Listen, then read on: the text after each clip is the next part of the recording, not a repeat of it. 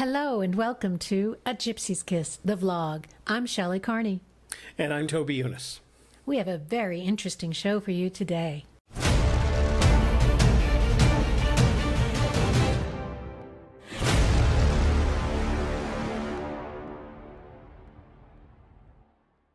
So, Toby, what's on for today? Wait a minute. Aren't you going to ask me what kind of weekend I had?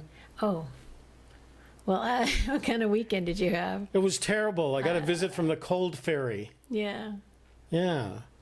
See, I already knew that. So all right. So that's why you didn't ask. All right. So. We had a nice family dinner on Sunday. You did? Since you asked. Yeah. Thank you. Thank you for helping me along with that. How was the family dinner? It was lovely. They all came over and they noticed the flower picture on the wall that you gave me. So, oh, nice. And then I was told to turn it until it. See, that's why I gave it to you. Well, I didn't give it to you because I struggled with that particular photograph because to me, even when it was right side up, it looked upside down. So, yeah. And that for a OCD like myself, that's really hard to take. Well, it's the only flowers I have in my house. So oh, nice. Well, good. Works. And you don't have to water them or anything. That's right. Yeah. Very, very pretty and spring-like. Yeah. So happy spring, everybody. And we hope that you don't have a cold. Today, we're going to be talking about the vlog. And first, we're going to talk about reverse engineering the vlog, how we're going to be changing it up a little bit. And second topic is aberrations that live out on the edge. Interesting. So, reverse engineering the vlog. We've come to the conclusion that it's a bit long. It's more than 20 minutes long, and we never really intended for it to be that long. But we do have 3 different topics, so we thought, well, let's just go ahead and separate out the topics. So, we're taking out survival tips and tools, and we're going to create independent short videos. Most of these will be done in the field, like the video that we put out last week of putting up the emergency shelter that was shot out in the field. The next one will be about water containers, and that again is going to be a separate video so that everything can be shorter and sweeter, and you can sit through it a little quicker, right? Even those videos will be significantly shorter than, I want to keep them all under 5 minutes. Right. We don't want to waste your time. Secondly, the 50 Shades of the poem, we've decided to go ahead and just make that a written article with some photos and have complimentary documentation to go along with it. And that will just live on A Gypsy's Kiss, the blog. So you'll see it there if you're looking for ciphers, codes, and things of that nature that might be found in the poem. The items in the poem that one should have cause to think about, and the reason is I felt like it wasn't really good for the video medium. Right. It really is hard to explain, unless you're in a big class with a big whiteboard, et cetera, et cetera. So I thought, which is where I used to have all my blog article. I mean, when I discuss these issues, I always put them in the blog. So I think we'll go back to the blog for the 50 Shades of the poem. And that'll be easier for you to study at it if that's something that interests you. And thirdly, our recon reports and videos will be separated out as well. So anytime we're talking about where we're going to go on a recon, why we're going to go there, how the clues fit into that recon, and the actual recon itself, those will all be separated out as a separate video section. As will the finished product. So when we actually produce the report and the associated video, it'll be a separate... And for those of you looking for the Pilar one, we haven't quite finished it. It'll be out soon. I'm hoping to I've got the 2, we actually have a living to make here, so I've got 2 clients that have to be accommodated. One is due on Friday, the other is due actually on Thursday. I'm sorry. So one is due on Friday, one is due on Thursday. That'll give me the weekend to work on the Pilar recon report. So I should have it sometime next week, early next week. Sometime. So look for that Pilar recon next week, early next week. Plus he's been sick, so we're going to give him a break. Thanks. So what is our vlog going to be about? So today we're going to discuss what this vlog is going to be about. Since we're taking out a lot of the pieces and parts, what we're going to provide here is a discussion, a debate, and a critical analysis of the man, Forrest Fenn, the story in the book, The Thrill of the Chase, and the challenge, which is the poem. I recently had someone ask me about the design of the logo that we use for Gypsy's Kiss, and they noticed, of course, that it was that there were 3 segments. I'm a big believer in the 369 theory of how Forrest sees the world, and when I designed the logo, I decided to use that and pull from it, and the 3 fundamental pieces on which it is all based is my understanding of these 3 things. The understanding of the man, Forrest Fenn. You've got to understand him because that gives you a perspective on the story found in The Thrill of the Chase. And then the challenge, which is he established in the poem. So from now on, we're going to focus on those elements in this vlog. And I'm sure, I have a sense that it's going to be controversial because much of what you'll hear is going to be based on our opinions of these matters. And we have very strong convictions, and we feel comfortable in expressing them and sharing them with you. We look for commentary. If you think opposite us, you can simply state opposite, and if you'd like to state your opposition or what the difference is, you're welcome to do that. What we probably won't do with you is get into a long and convoluted debate over the matter. Each of us is an searcher independent of the others, and we'll treat it in that way. But, well, of course, we'd always like to hear your thoughts on what we're talking about. So here's our belief statement, our mission, our motto. We believe that everything that Fenn wants you to know is in the book. Now, when I met Forrest, he told me the best way to go about looking for the treasure is to read the poem, read the entire book, read the poem 10 more times, then go back and look through the book slowly, and there are hints in the book, and all the clues that you need are in the poem. Everything he's provided since writing the book is either a cautionary statement. Give us an example of a cautionary statement. Cautionary statement might be, don't dig up graveyards. You don't need to climb up to the top of a mountain. It's basically things that are keeping you safe. Just like bite fence. Or keeping property owners safe. Some people were going onto private property. He said, don't go into private property and start digging holes. Don't go into his neighbor's yard and start digging holes. Don't tip over outhouses. It's not there. So these types of things are cautionary statements, basically letting you know what not to do. Then the second category are things that actually don't get you any closer to the treasure. And a good example is you won't find it in Utah or Idaho. That doesn't necessarily get me any closer to the treasure. It's above 5,000 feet. Well, the Rocky Mountains are all above 5,000 feet. It's below 10,200 feet. Well, 10,200 feet is above the tree line. There's not much you can hide up there. So there are statements that he's made that really, and I think this all started with that Good Morning America gig that he did for a while, where he had promised them a clue, a quote, clue, unquote, a month, and he realized that they were looking for a lot more than it's above 5,000 feet. And I remember the exact show where I saw the look on his face at the host that was asking him the question, and I realized this is not what he expected, nor what he wanted, nor what he wants to do. That this is going to end quickly, and I think that was the last time that Good Morning America came to visit him. So I think what he has provided for us, whether it's in conversations, presentations, the numerous entries that he makes on Dale's blog, from his scrapbooks to his aberrations to his little vignettes, etc., are what I refer to, and I think what's the lady that played Sean Spicer on Saturday Night Live? Melissa McCarthy. Melissa McCarthy, when she was playing Sean Spicer, called shiny objects. He waves shiny objects.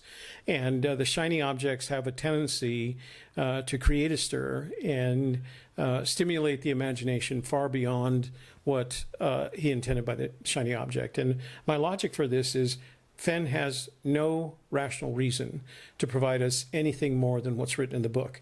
And the reason, my reason for believing that is what's written in the book was finalized with a book. He edited it. He controlled that. It is still highly controlled. It's not going to change. As someone who analyzes these things very deeply, he has no vested interest in spending the last years of his life archiving and managing and controlling additional sets of clues, because it could get out of hand really, really quickly. And as an example, I cite the, quote, unintended clue, unquote, in Too Far to Walk. That created quite the stir. I think he was surprised by it, and I think his concern was it just gave him something else to think about. In addition to that, I'm a firm believer that Forrest wants to leave behind a legacy. If you look at his life, he's accomplished some great things in his life. He's raised a wonderful family. He's written 10 books. He spent 20 years in the Air Force, most of that time as a fighter pilot, part of that time in combat missions in Vietnam. But he's not a Michelangelo, who will be remembered, who is remembered 1,000 years after his death. He's not an artist. He's a gallery owner who traded in art. He's not an archaeologist. He's a artifacts trader, barterer. He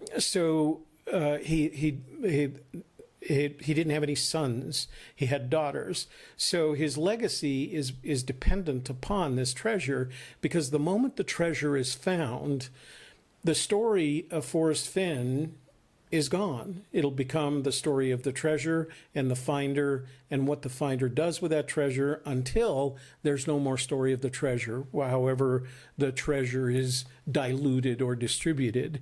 That's the point at which, but until then, until that treasure is found, Forrest Fenn has a legacy. And so my opinion is that the last thing he wants to do is create a architecture of clues beyond what's in the book that helps anyone get to that treasure much faster than is possible, or than he imagined when he wrote the book. So, Part 2 of today's vlog, Aberrations that live out on the edge. What does that mean? So, let me. What I'm going to do is I'm going to show you a clip of Forrest Fenn at his presentation at the Moby Dickens bookstore. And it includes a question, a response, another question, a response, where Forrest uses the phrase aberrations that live out on the edge when referring to, I'm going to call them hints that are in the book. So let's take a look at that clip. All right. Approximately how many hints or clues are in the book? Would you say 10 to 20, 20 to 30? How many clues? How many hints? There are 9 clues in the poem, but if you read the book, there are a couple. There are a couple of good hints, and then there are a couple of aberrations that live out on the edge. Okay, so I'm just going to give you some synonyms for the word aberrations, just so you can hold them in your mind. So some of the synonyms are unusual, unexpected, anomaly, deviation, irregularity, rogue, oddity, and mistake. So when Forrest answered that question, he was answering the question about what else could someone find in the book, right? And he said there were things that you could find in the book, and you could find them in, quote, the aberrations that live out on the edge. And I have, and I'm sure other searchers have, found those aberrations. And indeed, they're obvious and they're strange, and you wonder, how did that get there? And then you may or may not realize maybe that indeed, that aberration out on the edge. I like the word anomaly, because anomaly is something that just doesn't fit. So where I'm going to take you right now is to what I call chapter 23. The chapters aren't numbered, but in my copy of the book, I've actually labeled it chapter 23. And it's the very end of the chapter. And it's at the top of the page 133. And I'm going to read it from there. Okay. And preceding the top of page 133 is the poem. Right. Right. So it's So immediately following the poem. The challenge, he's established the challenge, probably the most important thing short of my war for me that's in this book. Okay? He follows it with this. There are also other subtle clues sprinkled in the stories. It was vital that nobody share my knowledge about the location of the treasure, and here he uses that phrase that he uses very often in public outside the realm of the book. Two people can keep a secret if one of them is dead. Well, somehow or the other, that triggers this anomaly. I dreamed the other night that I had been reincarnated as Captain Kidd and went to Gardiner's Island looking for the treasure.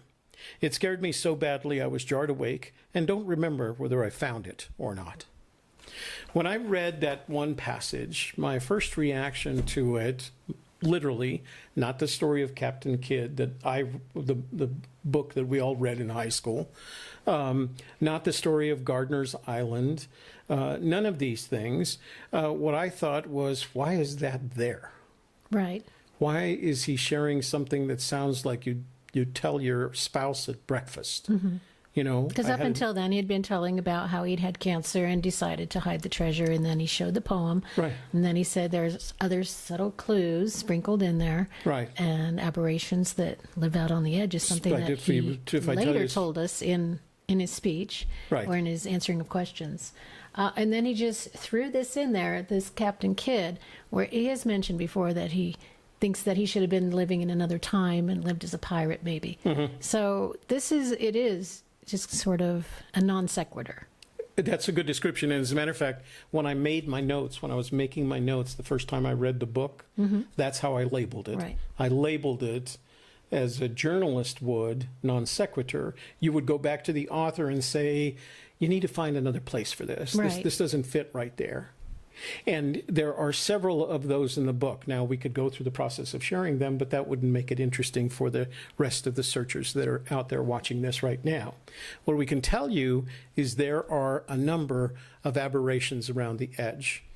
And then when you read them, you're going to say to yourself, what is that doing there? It is very obvious. The anomalies stick out like a sore thumb. So when it comes to this particular aberration, where he states he had been reincarnated as Captain Kidd, I looked at it from that angle, but more importantly, I started looking at from the angle of Gardner Island, and the first thing that I did, of course, is go to, can that be seen at all? Not sure. I'll leave a picture of this. This is the Topo USA map of Gardner Island, which is out in the Atlantic, and it fits into the story of Captain Kidd because he was supposedly had hidden some treasure there. But as I delved into it further, I discovered, of course, that the northernmost entrance to Yellowstone is in Gardner, Montana, population less than 1,000 people. This is the entry point to Yellowstone. So to me, a connection could possibly be made between that little aberration of Captain Kidd and Gardner Island with the northernmost entry point to Yellowstone Park. That's an example. It's not a critical substantiation. It is an unfiltered conclusion that I've come to. But that's how aberrations around the edges work. So thanks for watching this week. That's our show. And we hope that you enjoyed the new format. Please give us some comments and let us know what you thought of that. And you can do that at gypsieskiss.com.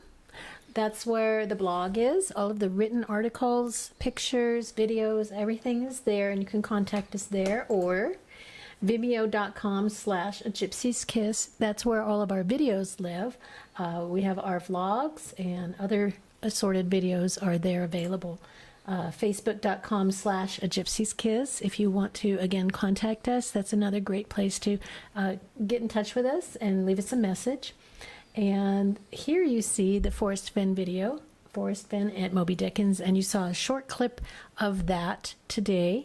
Tell us a little bit more about that. That's a video I shot on November 2nd, 2013, Forrest Fenn at Moby Dickens. It's probably the most informative video when it comes to understanding Forrest and what he was trying to accomplish by hiding this treasure and writing this book, and more especially writing this poem. It creates a lot of insight.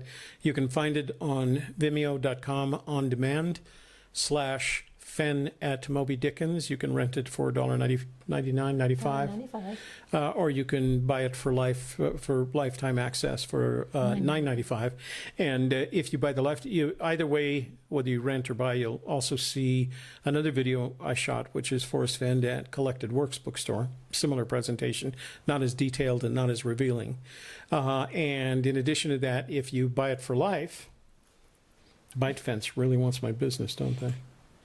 If you buy it for life, you will get access to a complete and accurate transcript of Forrest Fenn at Moby Dickens, and you will get my notes made contemporaneously with the Collected Works presentation and the Moby Dickens presentation. So it's a good set of tools to have if you're serious about this search. And that transcript is searchable, so that if you are thinking of, oh, I remember when he said this, where's that at? You can look it through the transcript. If you wanted to find the aberrations around the edges, you'd be able to search that in that document.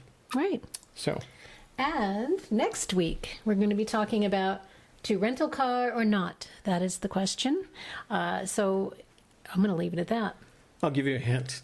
So Forrest talks about driving his car to a location, making 4 trips up and back right, to hide the treasure, and he talks about his car.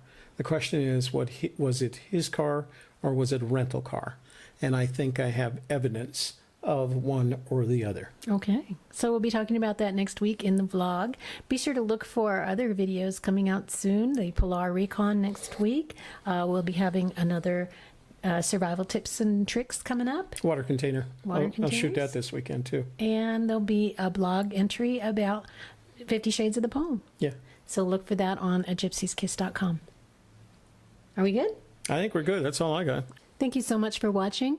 And for A Gypsy's Kiss, the vlog, I'm Shelley Carney. And I'm Toby Eunice. We'll see you next week. Bye-bye.